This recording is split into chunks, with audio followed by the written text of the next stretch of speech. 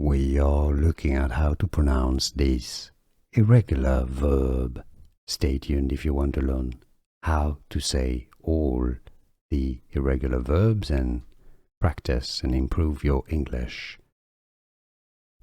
The base verb is to forget,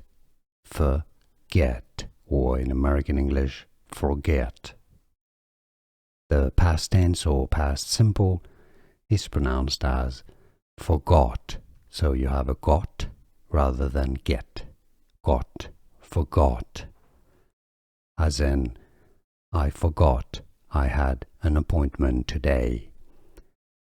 The participle is pronounced as forgotten, with a stress on the second syllable, forgotten. I have forgotten my appointment.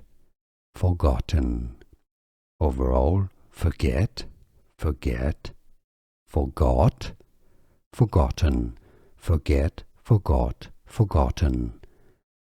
Here are videos for you to learn all the other irregular verbs that are most commonly used in English. I'll see you there.